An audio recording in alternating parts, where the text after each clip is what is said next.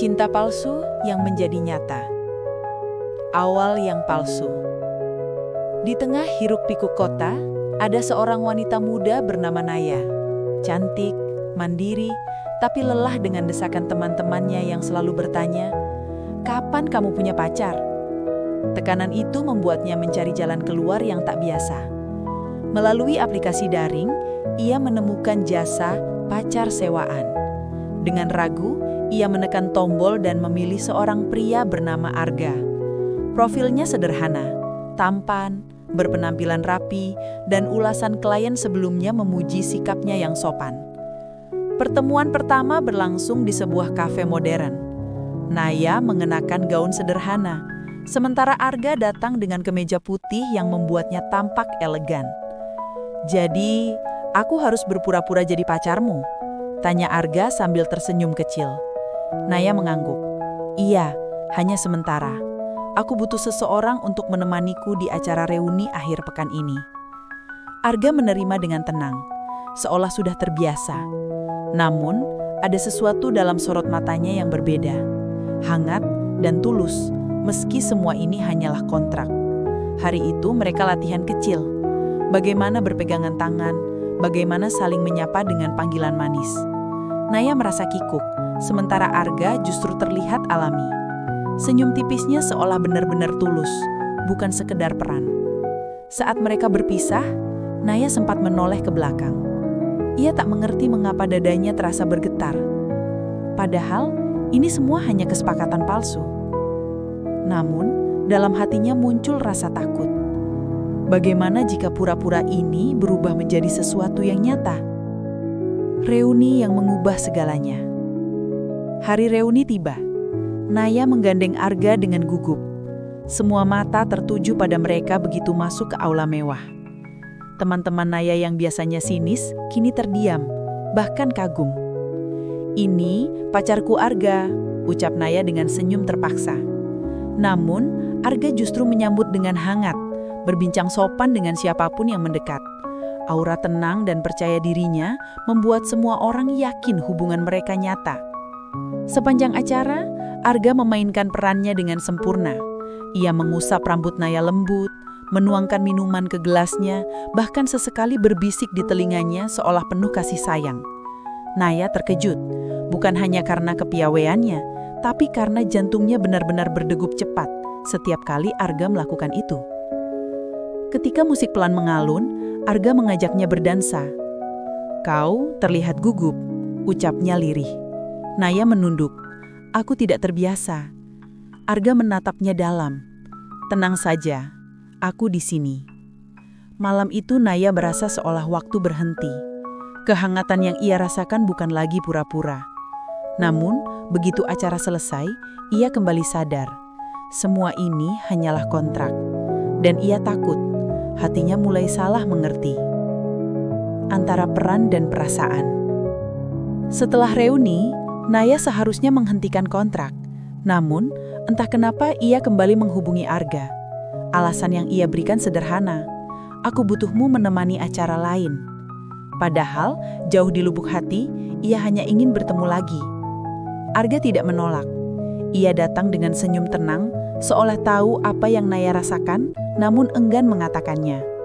Hari-hari itu, mereka mulai sering bertemu, menonton film, makan malam, atau sekedar berjalan di taman kota. Namun di balik tawa, Naya selalu dihantui rasa bersalah. Ia takut Arga hanya menjalankan pekerjaannya, sementara dirinya benar-benar jatuh hati. Suatu malam, Naya memberanikan diri bertanya, "Arga, apa kau tidak lelah berpura-pura? Bagimu, ini hanya pekerjaan kan?" Arga terdiam sesaat, menatapnya dengan mata lembut. "Mungkin awalnya begitu. Tapi aku mulai bingung, Naya, karena setiap kali bersamamu, rasanya tidak seperti sedang bekerja." Kata-kata itu membuat hati Naya bergetar hebat. Ia ingin percaya, tapi juga takut disakiti. Luka dan keraguan. Semakin dekat mereka, semakin besar keraguan di hati Naya. Ia mulai bertanya-tanya, apakah Arga hanya mengatakan itu agar ia merasa istimewa, atau memang benar-benar tulus? Kebimbangan itu mencapai puncak ketika ia secara tak sengaja melihat Arga sedang bersama wanita lain di sebuah kafe. Wanita itu tampak akrab dengannya, bahkan tertawa bersama. Hati Naya remuk seketika. Tanpa bertanya, ia memilih menjauh. Pesan-pesan Arga ia abaikan, panggilan telepon ia tolak. Ia yakin, dirinya hanyalah klien, bukan seseorang yang sungguh berarti. Malam itu, Naya menangis sendirian di kamarnya. "Aku bodoh, kenapa berharap dari hubungan palsu ini?" gumamnya lirih. Namun yang tidak ia tahu, wanita yang bersama Arga hanyalah sepupunya, dan Arga tidak pernah berhenti mencari Naya, menunggu kesempatan menjelaskan semuanya. Penjelasan. Beberapa hari kemudian, Arga akhirnya menemukan Naya di taman yang biasa mereka kunjungi. Ia langsung menghampirinya dengan wajah lelah. "Naya, dengarkan aku. Wanita yang kau lihat waktu itu, dia sepupuku, tidak lebih." Naya terdiam, menunduk. Air matanya sudah mengering, tapi hatinya masih penuh luka. "Aku tidak tahu harus percaya atau tidak. Bagiku, aku hanyalah klienmu, Arga." Arga menggenggam tangannya dengan tegas. "Tidak, kau bukan sekedar klien. Aku tidak tahu sejak kapan, tapi aku tidak bisa lagi menganggap ini pekerjaan. Aku benar-benar jatuh hati padamu." Kata-kata itu membuat hati Naya bergetar hebat. Ia ingin percaya, tapi juga takut disakiti. Menghadapi kenyataan. Setelah pengakuan itu, hubungan mereka berubah. Tidak ada lagi kontrak, tidak ada lagi pura-pura. Namun, justru disitulah tantangan baru muncul. Teman-teman Naya mulai curiga.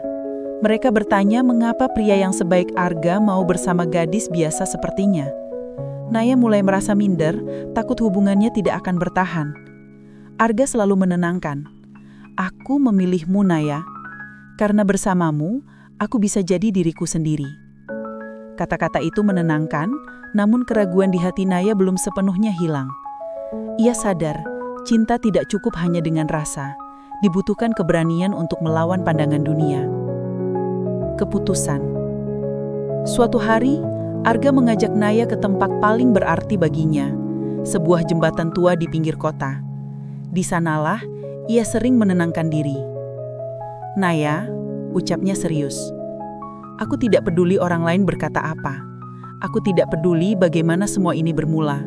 Yang aku tahu, aku ingin bersamamu.